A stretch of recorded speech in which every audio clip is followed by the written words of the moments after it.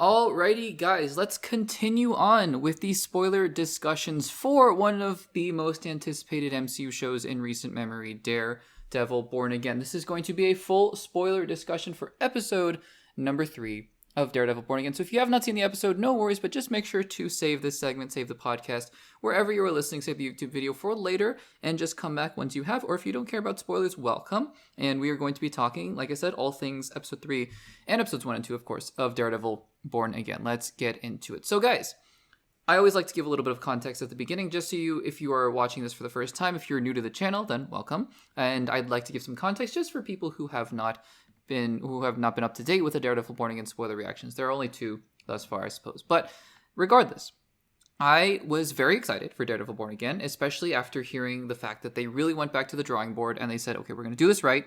You know, they had shot a decent chunk. I wanted to say maybe 6 or 7 episodes worth of the first season, which was originally going to be 18 episodes, which is crazy. But they had originally shot a lot of the first season, and then they went back to the drawing board and they said, no, it's not good enough. And this is around the time when Kevin Feige truly got his authority back. And so there was a whole squabble between, the CEOs of Disney and whatnot. It's a whole thing. You can read about it. There's a great New York Times article that talks about Bob Chapek and Bob Iger. But anyways, we're not here to talk about that. Anyways, so Kevin Feige got his authority back and he said, we're going to retool Daredevil Born Again. So they really went back to the drawing board. They got a showrunner and everything looked like it was heading back into a better direction. But we all kind of I wondered, how much of the original show did they keep? What did they add? It's clear that they added Foggy and Karen. They added Vanessa Fisk, the original actress who was playing her, because they had originally recast her, which is interesting, and they had recast her to be a new actress in the original version of the show, because the original version of the show was not going to be connected to the Netflix reboot, but this not the Netflix reboot, but the Netflix original show. But now this version, this iteration, was going to be directly connected to the Netflix version of the show. So we get into episodes 1 and 2, and it's very clear. I mean, I really enjoyed episodes 1 and 2. Episode 1 is brutal, and I mean, for more reasons than just the physical action, obviously with Foggy dying. I think that the things they were setting up there with Fisk being mayor and whatnot, it was great. I think that all worked super, super well. And then episode 2, while it wasn't my favorite standalone episode, it was certainly really solid, and I think that they were setting up a lot of interesting things. Some things in there I didn't love. I wasn't quite convinced by the whole BB Urich storyline with the handheld footage cameras and whatnot. I don't know if that was my favorite part of it. And I think that, it was just a little bit of a slower episode, but the ending really brought it home. And I'm not one of these people who are like, action, action, action. I need to see Daredevil in his costume all the time, whatever. But if you actually rewatch the original show, right? And I'm actually in the process of rewatching the original show. It's not like, Daredevil is in costume, and even by costume, I mean the quote-unquote, makeshift costume at the beginning of the series. He shows up when he needs to show up. And I think that that's an interesting thing. It's not like they're keeping him hidden. I think Born Again, though, is something interesting that we'll have to keep an eye out, because it's kind of Matt Murdock's re-transformation into Daredevil. So we'll see how long it takes for him to truly get back into the costume. Because the original report said he didn't even get into the costume until episode 4, which, to be fair, as we get into episode 3, you can kind of see how that would happen in a show that's set up as a legal procedural, just like this episode was. However, I do see now that they've retooled it and kind of tied everything back together, that I think I can get what was originally there and what is, a part of this new overarching storyline. I think. We'll have to see about that. So let's get into it. I've taken notes, as always, on the episode, and we'll talk about some of my thoughts, and we'll go through it, and then we'll talk about my overall thoughts at the end of this spoiler discussion. So starting out here, a good sign, because we're starting out here with White Tiger, Hector Ayala, and we're starting with a 40-ish minute episode, so that's a pretty good start here. It was a bit of an odd cut to the title, with Matt saying, I promise, you're going to see your family again, and then it just cuts to the title intro, and I don't know, it just felt a little bit abrupt, is what I will say. It's hard for me not to separate my own personal thoughts of how much of this opening was part of the original cut of the show that they had originally shot, because there were reports saying that episodes 2 and 3 were the original first episode of Daredevil Born Again, and I can see that. I can see pretty much everything with the legal procedural kind of being related to the first couple episodes, or for the first original pilot of Daredevil Born Again, and I can see all the stuff with, his new love interest and the references to Foggy Nelson, all the Vanessa Fisk stuff being added in later, and I think probably even his death was added in a little bit later. And we'll talk about that obviously at the very end of the episode. Anyways, it was a bit of a weird cut. It also makes you wonder, because this show was called Daredevil Born Again from the very beginning. And I was thinking about this as I was watching the title sequence, what that referred to. Because before, in the original cut of the show, there was no Foggy Nelson, or at least no version of Foggy Nelson that was similar to the one that Eldon Henson played. And so it makes you wonder, was it a similar arc where Daredevil refused to be Daredevil and then he was born again later on, or was it completely different? Because obviously now Born Again is going to refer to when he makes his triumphant return, or maybe even not triumphant return, as Daredevil in full vengeance. So we'll have to see about that. Anyways, at the beginning, there's this little thing about there's a little scene here with a truck, and these two guys get killed. And this subplot, I'm not going to lie, didn't fully work for me, because it was just sort of in and out of this episode, and it didn't make a whole lot of sense. It was, I guess, building the tension between Vanessa Fisk and Wilson Fisk here in this show, or in this episode, and I don't know, maybe that's going somewhere. I'm interested in it on a surface level of, okay, we're building up the fact that Vanessa's like, let's do this the old way. Let's use the criminal underworld. And Kingpin's like, nope, let's do things the quote unquote right way, when, you know he's not going to do things the right way later on. And so it's an interesting thing. It's such a random scene, though, to open up the episode on after the title sequence, because it just doesn't really connect to anything. But I digress. I'm not super sold on that subplot yet, but we'll have to see where it goes from there. We get another series of handheld footage shots with the street level camera footage from the BB Urich show. Again, we're starting out here this episode with two things that I'm just not a big fan of in the show as of yet. I'm not to say that the Vanessa Wilson counseling storyline is not going to be interesting. I just don't think that they've built it up enough yet at this point. So I think, because again, you know that, at one point later on in the show, Vanessa Fisk, who is now the criminal kingpin, will come into conflict with Wilson Fisk, the original kingpin. And this whole Adam subplot, which gets brought up again, where she cheated on him with this guy named Adam, is going to obviously show up again as well. So it's just going to bubble up for a while, and I don't know when it's actually going to come to a boiling point. We will see.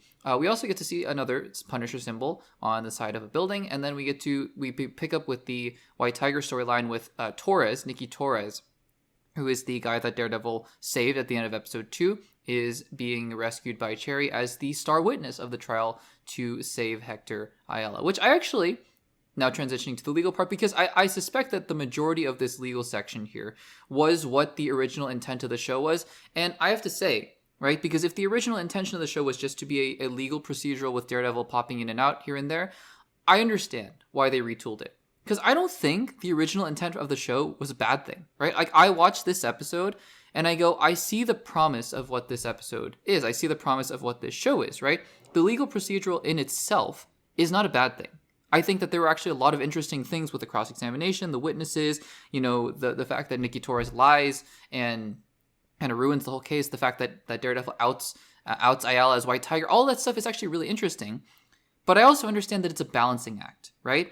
And just because the original thing is not bad doesn't mean it couldn't be better. And I think that it's working much better in the context of how this episode ends, which we'll get to in just a second. So I think that in a vacuum, if every single episode was sort of its own individual case and we were kind of going on from there, I totally get why Marvel was like, let's kind of retool this and get it back to the original show's kind of tone. And I think that it's for the better. So this episode, I think whatever they retooled, I think it works a lot better in the context of whatever overarching story is going on in this episode, which I think it has to do a lot with vigilantism. And I think that that's a really interesting thing. So Torres, right, he's the star witness, and he lies on the stage because the police are so corrupt and everything's corrupt. And I think that that's getting back to what the through line of this show is. And I think that that is a really interesting thing that the show is exploring with vigilantism, and corruption in the government and corruption all over the place. We get back to Wilson, Fisk, and Vanessa doing their couples therapy thing. And, it's interesting because Wilson Fisk seems like he's genuinely trying to go about this the quote-unquote right way, even though he's not a good guy. And so I think that's somewhat interesting, but I'm still, again, every time they cut back to them, I'm still not so sold on this storyline.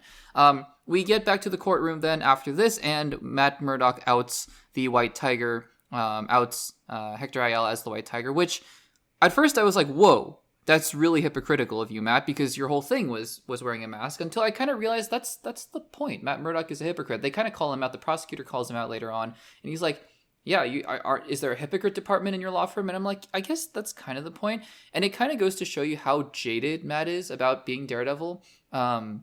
Because obviously Daredevil, that's his whole thing. He wears a mask, he hides, and he fights crime, right? So you can kind of get what's going on there. There's a kind of hypocrisy, but I think it's a very intentional one. I don't know if it was conveyed super well because it is so blatant. Like, I would have liked for Matt to have kind of maybe a couple flashbacks to him being Daredevil and him kind of be like, should I even be doing this? Do I even feel bad about it? Because it looks like Matt Murdock doesn't even feel bad about it at all. He's just like, nope, this guy's White Tiger. And I'm like, whoa, that's crazy, right? That's kind of crazy. But I don't know. We'll have to see about that. They talk about the magic amulet again. This is another thing that I'm not super thrilled about. Like, did he need a magic amulet? Even comic book origin, I get it. But magic amulet, I don't know. Kind of weird.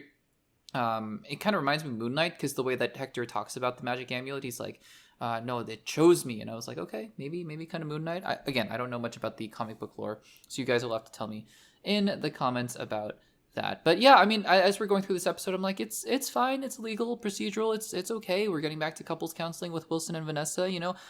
It's fine. And I get why Marvel was kind of nervous about this because if every episode was like this, I think fans would have been disappointed. Especially with the buildup of Daredevil coming back. And yeah. So I think Marvel made a good choice at the end of the day. And this is only after having seen 3 episodes, so we'll see where it goes from here. The prosecutor then goes on to just bash Hector Ayala, and he goes into such graphic detail about how if you get hit by a train, you survive for a while until you explode, which is just such a yikes. It's such a graphic thing. It's crazy. But then, Matt Murdock, being Matt Murdock, wins the case. And, I love the shot as well. Before he wins the case, before they find out that he's not guilty, is that Matt Murdock re-enters the courtroom, and it's almost framed like those scenes where in the original seasons he enters the church, right, and he's sitting in a pew behind the father. And I think it's a great shot. If you rewatch the episode right before they rule the verdict, that Matt Murdock re-enters the courtroom and he's just sitting there in the courtroom like it's a pew, and I think that's awesome. It's a really, really great shot. But anyways, yeah, so White Tiger is innocent, or is not guilty. At least he's deemed not guilty. And, it's a little quick for me, right? Because it's such a big, monumental case that I was like, well, couldn't we have explored that a little bit more? It feels a little bit abrupt, a little bit rushed, but whatever. I mean, I get that they're trying to get through this in the end of the episode. Also love the fact that Wilson is watching Matt in the TV thwart him in the court, which is why then Kingpin is kind of getting back to his old ways, I think, because I don't know, is Kingpin in league with Punisher, or what's going on with all these Punisher symbols? Because the guy comes out of nowhere, so White Tiger suits up, and then Punisher kills him, and so that was the shot. Unfortunately, I think not a lot of us maybe, but some of us who have been following these kinds of things for a while now, saw the behind the scenes video where the guy came out of nowhere and shot White Tiger. I think we all, or those of us who saw that were a bit disappointed to get that spoiled. I was, at least, because I was like, oh, well, so then we know Punisher kills White Tiger.